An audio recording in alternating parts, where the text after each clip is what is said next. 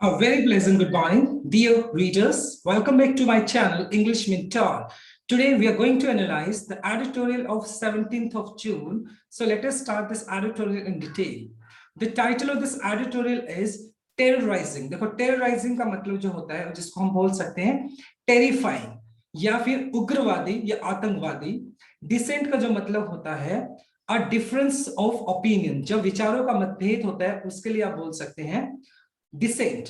On bail for student activist, right. जो student activist है उनकी बेल को लेकर क्या बना हुआ, एक डिसेंट बना हुआ है। नाउ व्हाट एग्जैक्टली हैपेंड कि last year citizen amendments act को लेकर एक प्रोटेस्ट हुआ था जिसके अंदर बहुत सारे स्टूडेंट्स ने भी क्या किया था, पार्टिसिपेट किया था। और बाद में वहां पर दिल्ली के कुछ रॉयट्स थे जो वहां पर झगड़े हो जाते हैं, रॉयट्स हो जाते हैं। तो जो दिल्ली पुलिस है उसने क्या किया, यूएपीए के तहत जिन जो प्रोटेस्टर थे, यूएपीए जिसका मतलब होता है अनएक्टफुल एक्टिविटीज प्रिवेंशन एक्ट, जिसके अंदर देखो अनलॉफुल, यू का मतलब unlawful, A for activities, P for prevention and A for act. तो जिसके तहत उसने क्या किया, जो प्रोटेस्टर्स थे उन प्रोटेस्टर के खिलाफ किसके चार्जेस लगा दिए, एक टेरर एक्ट्स के तहत उसके ऊपर चार्जेस लगा दिए गए। यानी जो प्रोटेस्टर थे उनके तहत क्या लगा दिए गए, टेरर एक्ट्स के तहत उनके ऊपर चार्जेस लगा दिए गए। यूपीए के तहत, यूएपीए के तहत उनके ऊपर टेररिस्ट एक्ट्स के तहत उनके ऊपर चार्जेस लगा दिए गए। तो अभी क्या हुआ, जो दिल्ली हाई कोर्ट है, तो दिल्ली हाई कोर्ट ने इसका जो लोग क्या थे, जो लोग जेल के अंदर थे, तो उनको जब उनके केस को एनालाइज किया गया कहीं ना कहीं, तो हालांकि मतलब जो टेरर एक्ट्स के अंदर यूएपीए के तहत जिनको अरेस्ट किया गया था, तो कहीं ना कहीं 2019 के अंदर एक जुडिशियल क्या आया था, एक जुडिशियल इम्बार्गो का मतलब होता है बैन। तो एक न्यायिक मतलब एक क्या था, एक बैन था जिसके तहत क्या था, जिसके तहत अगर मतलब जिसको जिसको टेररिस्ट एक्ट्स के तहत जिसको अरेस्ट किया जाता है तो उसका क्लोज एग्जामिनेशन करने की जरूरत ही नहीं है बेल स्टेज के ऊपर। मतलब उसका अगर बेल स्टेज है तो उसको क्या है, उसका जो एविडेंसेस है उसको क्लोज एग्जामिनेशन करने की जरूरत नहीं है, सीधा उसको जेल में डाला जा सकता है। तो लेकिन कहीं ना कहीं जो हाई कोर्ट है,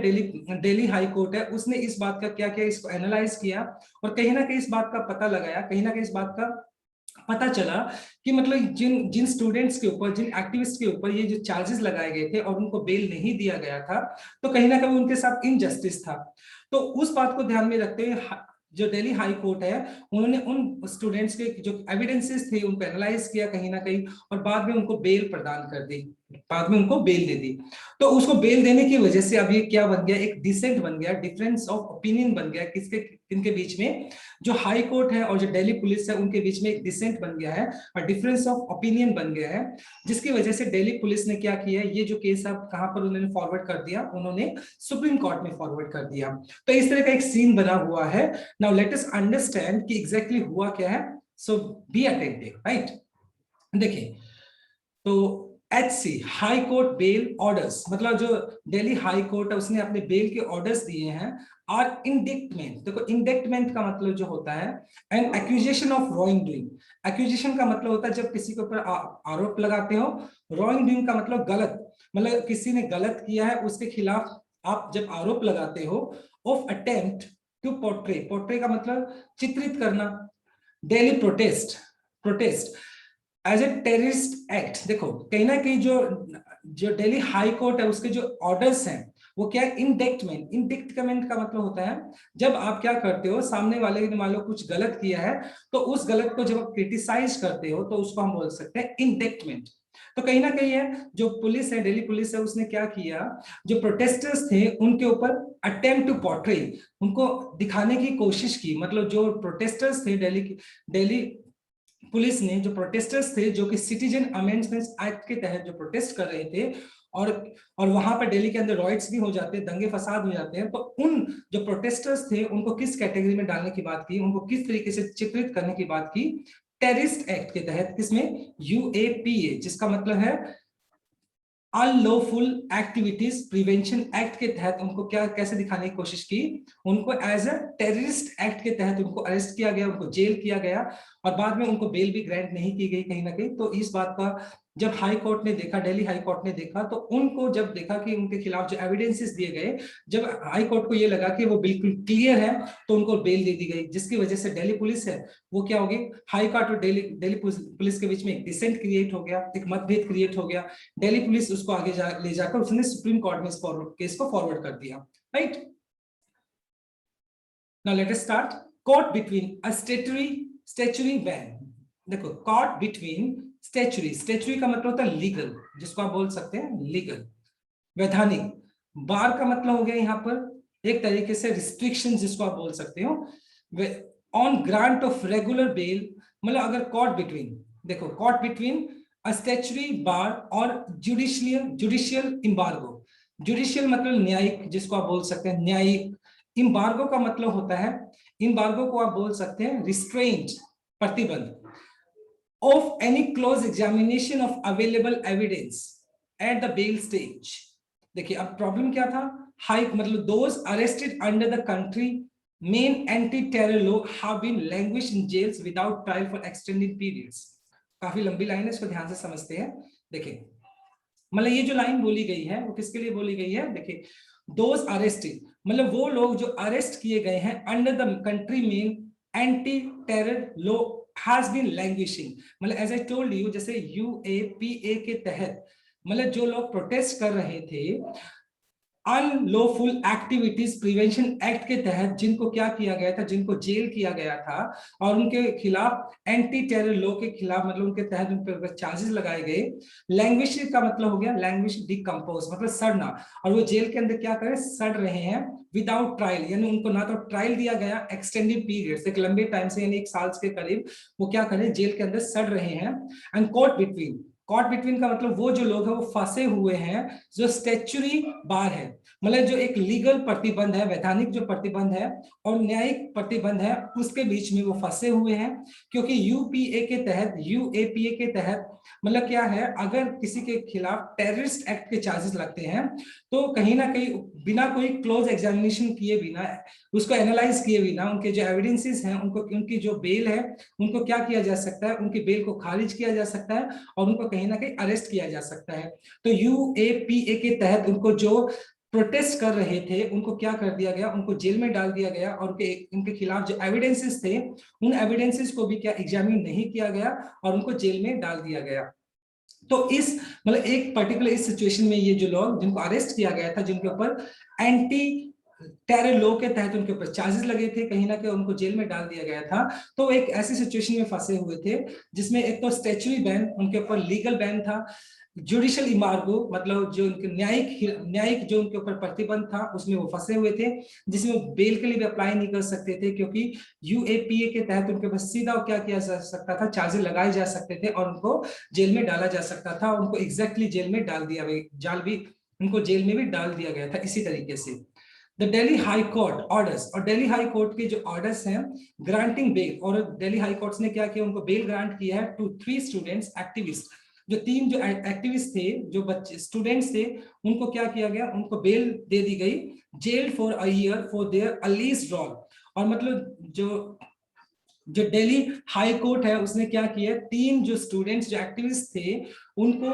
बेल ग्रांट कर दी for the alleged role in February 2020 riots in Delhi. और कहीं ना कहीं दिल्ली के अंदर 2020 के अंदर जो दंगा फसाद हुए थे, रॉयट्स हुए थे, उनके अंदर उनको क्या पाया गया था, अलीज्ड का मतलब तथाकथित तौर से उनका रोल पाया गया था कि वो शामिल थे। तो वो शामिल होने की वजह से पुलिस ने उसके ऊपर चार्जेस लगाए, उन बच्चों के ऊपर, उन स्टूडेंट्स के ऊपर, उनको जेल में डाल दिया गया। लेकिन जब दिल्ली हाई कोर्ट ने उनके एविडेंसेस को क्या किया, एनालाइज किया, तो दिल्ली हाई कोर्ट को लगा कि कहीं ना कहीं ये बिल्कुल क्लियर है उनके ऊपर, मतलब clear in the sense protest कर रहे थे बट टेररिस्ट एक्ट के तहत उनके ऊपर जो चार्जेस लगे वो बिल्कुल निराधार है, उसको कैंसिल, उनको क्या किया जाना चाहिए, उनको हटाया जाना चाहिए। तो दिल्ली जो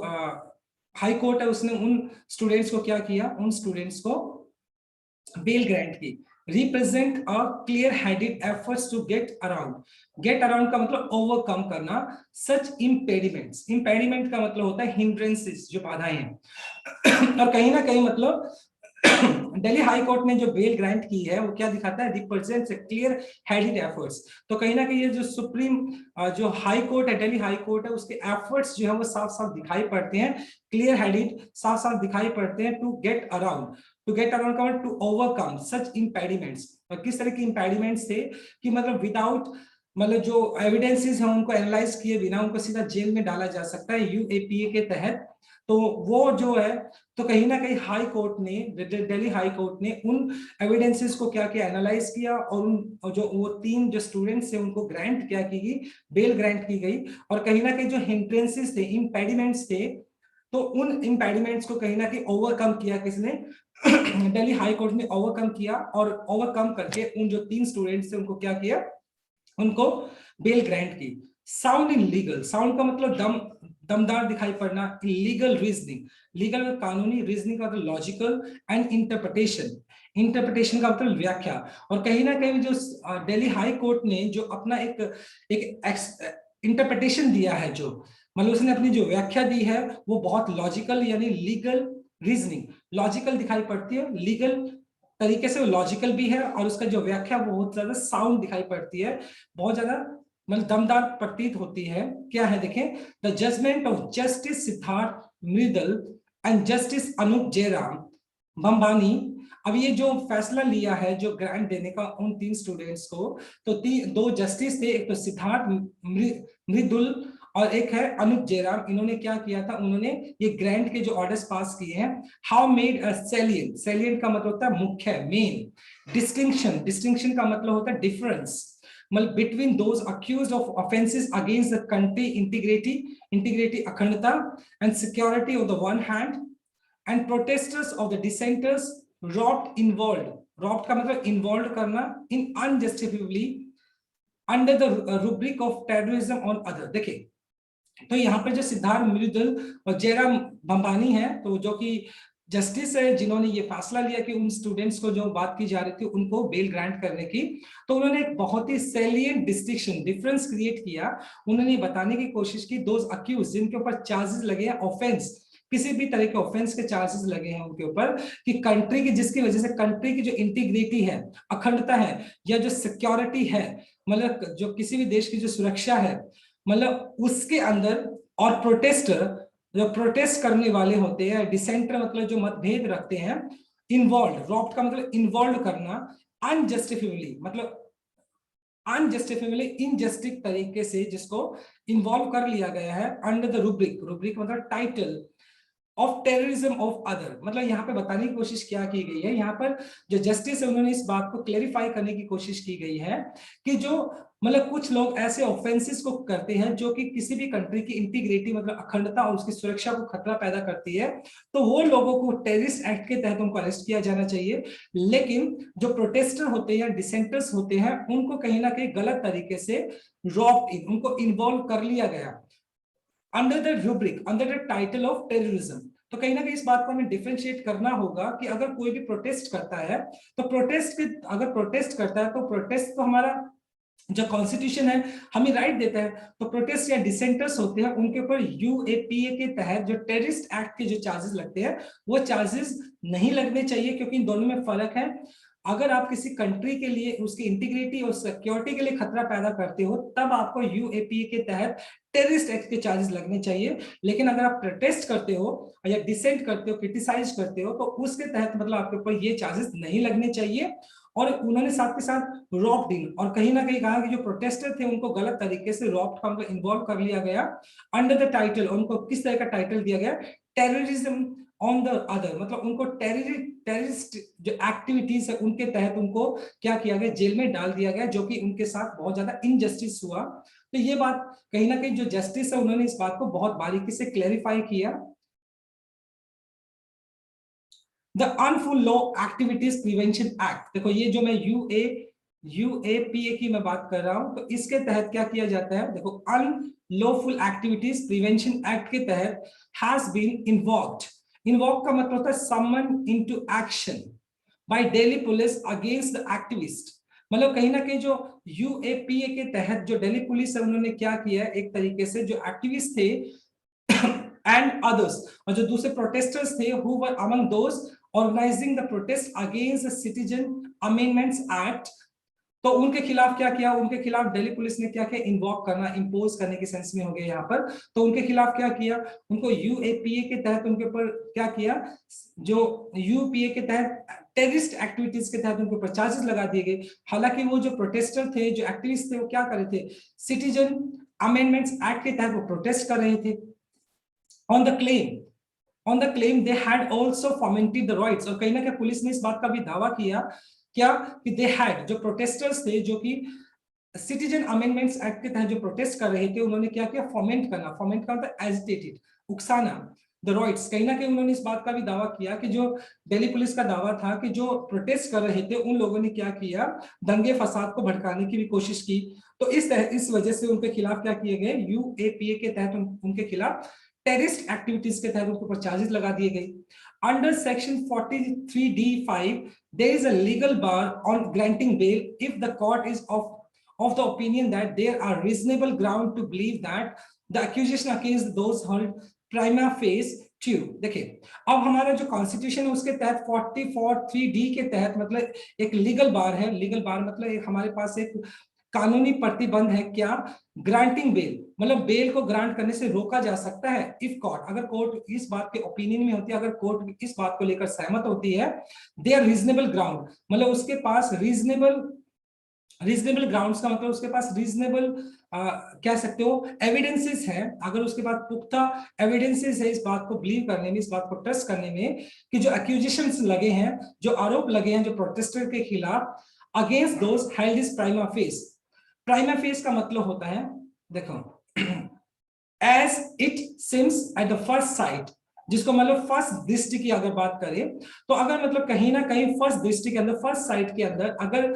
जो कोर्ट है उसको इस बात को, ये बात लगता है कि ये जिन लोगों के ऊपर ये चार्जेस लगाए गए हैं, इन लोगों को मतलब इनका कहीं ना कहीं इन लोगों का इन्वॉल्वमेंट है रॉयट्स के अंदर, दंगा फसाद के अंदर, तो 43D5 के तहत मतलब एक लीगल बार है जिसके तहत उनको ग्रांट बेल नहीं की जा सकती है अगर कोर्ट को लगता है कि ये लोग प्राइमा फेस है, यानी कहीं ना फर्स्ट साइड पे कहीं ना कहीं जो कोर्ट को लगता है कि उनके ऊपर जो चार्जेस लगे हैं, एक्यूजेशन लगे, वो बिल्कुल ट्रू है, तो मतलब उनको बेल ग्रांट नहीं की जा सकती है। Adding to this onerous burden, onerous का मतलब हो गया बहुत ज्यादा, बर्डनसम, बर्डन भार हो गया, ऑन अक्यूज्ड, ऑनरस का मतलब रिस्पॉन्सिबल भी कह सकते हैं यहाँ पर, accused to demonstrate to the court that the accusation is untrue is just 29th Supreme Court judgment that bars a detailed analysis of evidence at the bail stage and rules that the bail can be denied। देखिए अब ध्यान से सुनेंगे,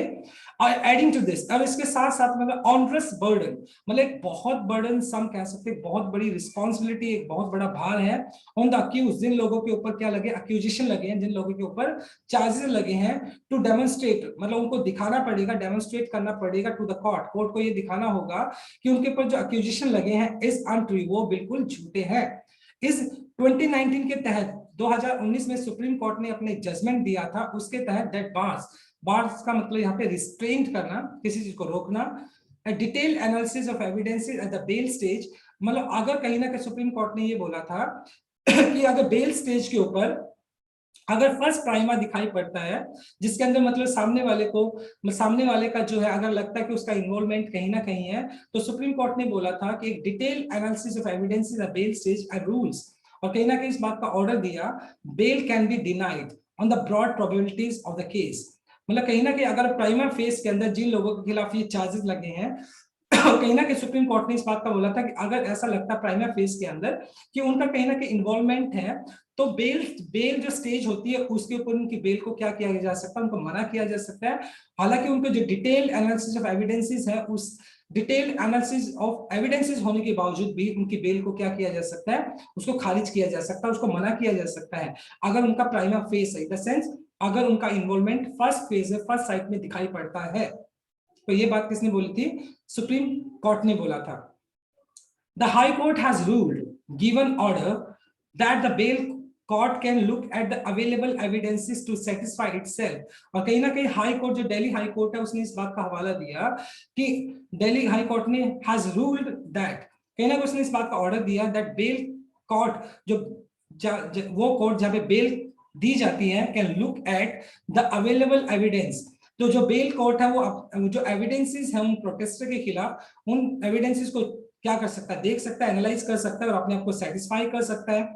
and about the prima face truth of the case, मतलब कहीं ना कहीं मतलब जो हाई कोर्ट उसने इस बात को बोला है कि अगर हमारे पास एविडेंसेस हैं तो उस एविडेंसेस को हम क्या कर सकते हैं, एनालाइज कर सकते हैं और अपने आप को सेटिस्फाई कर सकते हैं। और अगर उन लोगों का प्राइमा फेस अगर वो बिल्कुल इन्वॉल्वमेंट है तो डेफिनेटली उनको क्या कह सकते हैं, उनको ऊपर चार्जेस लगाए जा सकते हैं। लेकिन अगर उनका प्राइमा फेस और एविडेंसेस से पता चलता है उनका कोई इन्वॉल्वमेंट नहीं है तो उनको क्या किया जाना चाहिए, उनको बेल भी ग्रांट की जानी चाहिए। कि ये किसने बोला है, ये हाई कोर्ट ने बोला है।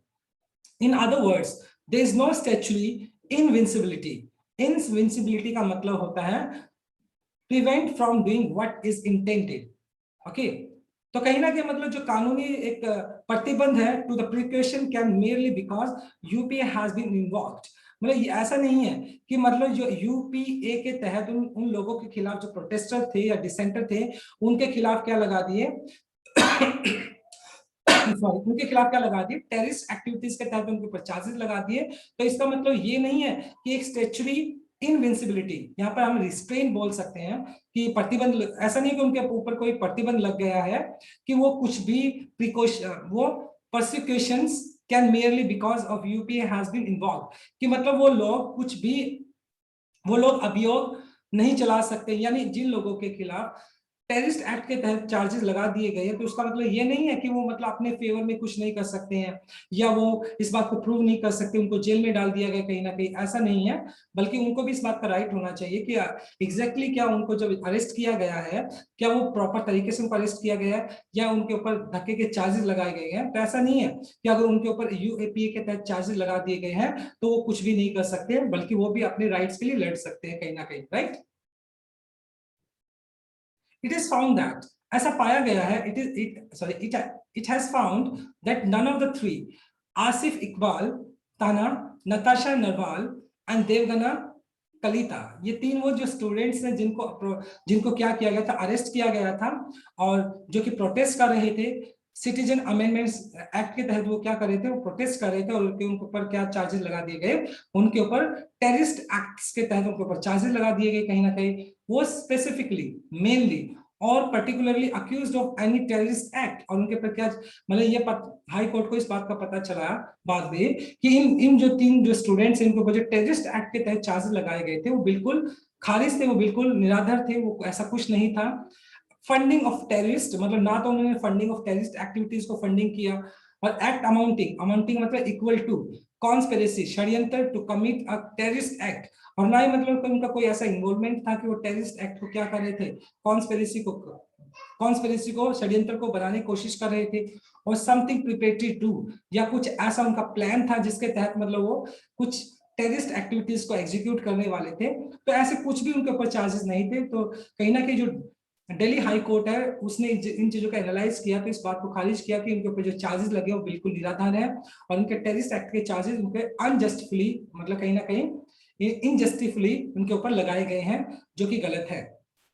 इसी वजह से जो हाई कोर्ट है उसने क्या किया, ग्रांट को बेल कर दिया। Once the UAPA charges were not seen to be true, और एक बार अगर मान लो जो यूएपीए के तहत द अनफुल एक्टिविटीज प्रिवेंशन एक्ट के तहत अगर जो चार्जेस लगाए हैं अगर वो सच नहीं होते हैं,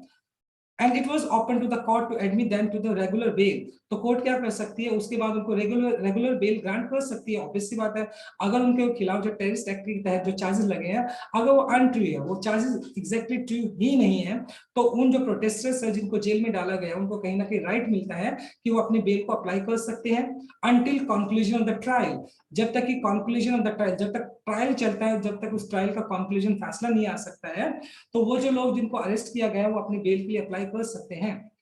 फर्दर विद 740 विटनेसेस साइटेड का मतलब हवाला देना, और जो दिल्ली रॉइट्स हुए तो उसके अंदर 740 के करीब जो विटनेसेस थे, and there is no scope for early conclusion of the trial, और इस बात के बिल्कुल भी चांसेस नहीं है कि जो ट्रायल होना उसका कंक्लूजन बहुत आसानी से निकल जाएगा, क्योंकि अभी 740 विटनेसेस हैं जो कि एक लंबा प्रोसेस है। इस पर्टिकुलर अगर बात की जाए इस कंक्लूजन पे निकला, कंक्लूजन पे आना बहुत बड़ा मुश्किल काम हो जाएगा। तो उन लोगों को कहीं ना कहीं बेल ग्रांट की जानी चाहिए रॉयट्स आर मैटर्स, देखो जो दंगे फसाद होते हैं मैटर्स कंसर्निंग, कंसर्निंग का मतलब संबंधित होना, पब्लिक ऑर्डर, मतलब जो दंगे फसाद होते हैं ना वो जो हमारा लॉ एंड ऑर्डर होता है, जो पब्लिक ऑर्डर होता है, जो हमारी अर्थ, जो हमारा एक आम व्यवस्था होती है उसको क्या करते हैं, उससे संबंधित होते हैं, not the security of the state, security of the state मतलब स्टेट की सुरक्षा से संबंधित नहीं है। रॉयट्स है वो एक पर्टिकुलर लोकेलिटी के अंदर उसका जो पब्लिक ऑर्डर है उससे रिलेट करते हैं, ना कि पब्लिक जो, ना कि स्टेट सिक्योरिटी से। स्टेट सिक्योरिटी मान लो कि अगर स्टेट सिक्योरिटी के अंदर कोई खतरा पैदा होता है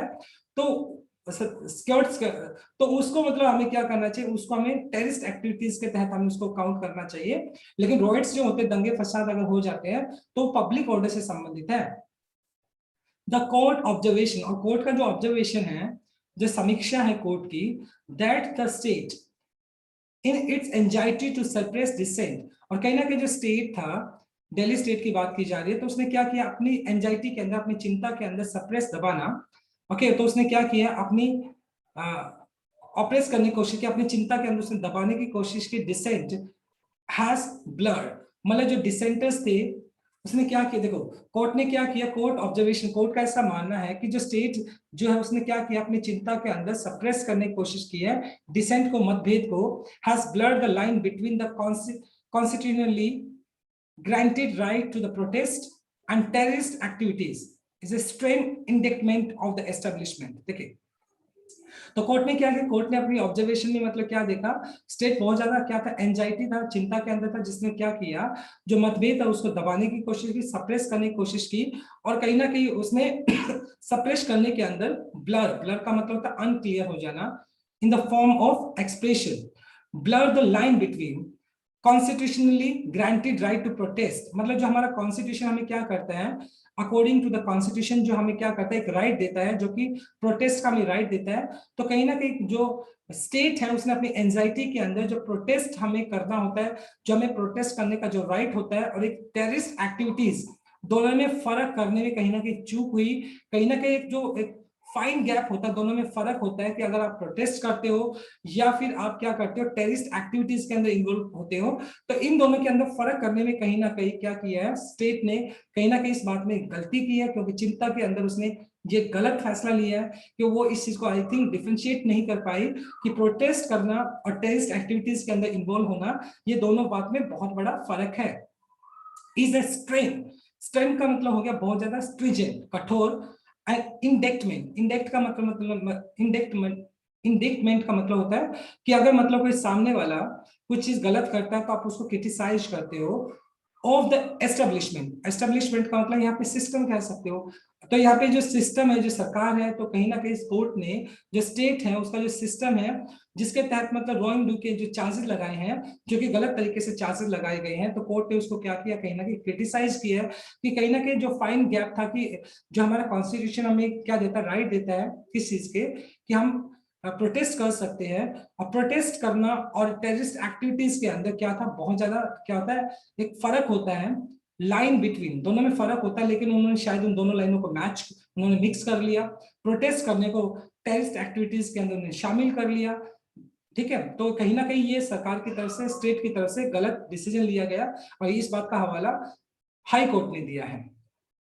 और तभी हाई कोर्ट ने क्या किया है, हाई कोर्ट ने बेल ग्रांट कर दी। द दिल्ली पुलिस, अब ये जो बात है, ये बात कहीं ना कहीं दिल्ली पुलिस को अच्छी नहीं लगती, Delhi police has gone to the Supreme Court, और जब हाई कोर्ट ने मतलब क्या किया, उन जो 3 स्टूडेंट्स उनको बेल ग्रांट की, तो कहीं ना कहीं दिल्ली पुलिस को ये बात अच्छी नहीं लगी, तो सुप्रीम कोर्ट में चली गई अपील करने के लिए, किस बात के लिए, अगेंस्ट द वर्डिक्ट, जो वर्डिक्ट मतलब कहीं जो फैसला किसने दिया है, हाई कोर्ट ने दिया है, पॉसिबली इन फियर, इस बात के डर से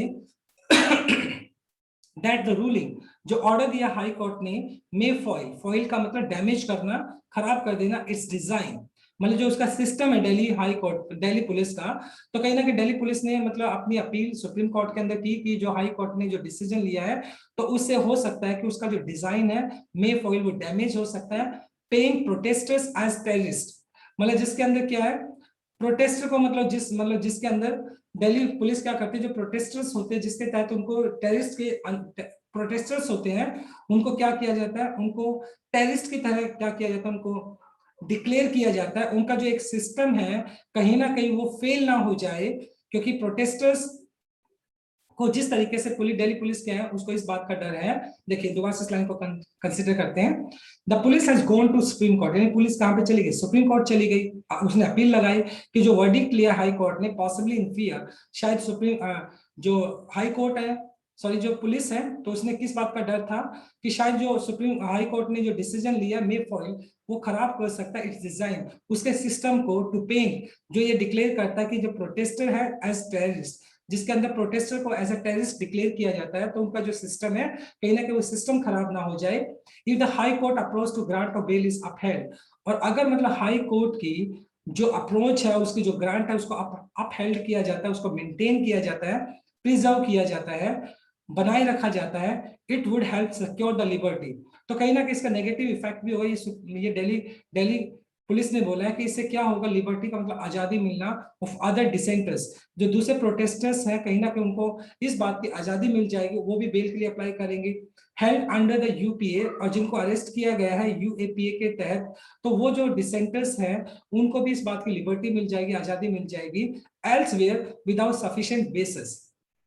हालांकि मतलब बिना कोई सफिशिएंट बेसिस के तहत उनको भी क्या मिल जाएगा, उनको भी इस बात की आजादी मिल जाएगी, और वो क्या कर पाएंगे, वो मतलब अपनी बेल के लिए अप्लाई कर पाएंगे। तो कहीं ना कहीं मतलब दिल्ली पुलिस ने भी अपना भी क्या दिया, अपना भी एक तरीके से अपील की है सुप्रीम कोर्ट के अंदर कि जो दिल्ली हाई कोर्ट ने जो फैसला लिया है वो बिल्कुल जस्टिफाई नहीं करता है, तो आपको इस मैटर के अंदर देखना चाहिए। तो बहुत ही कॉम्प्लिकेटेड सा केस बन चुका है, राइट। देखते हैं सुप्रीम कोर्ट का क्या फैसला आता है। आई होप ये आर्टिकल आपको समझ में आया होगा, राइट।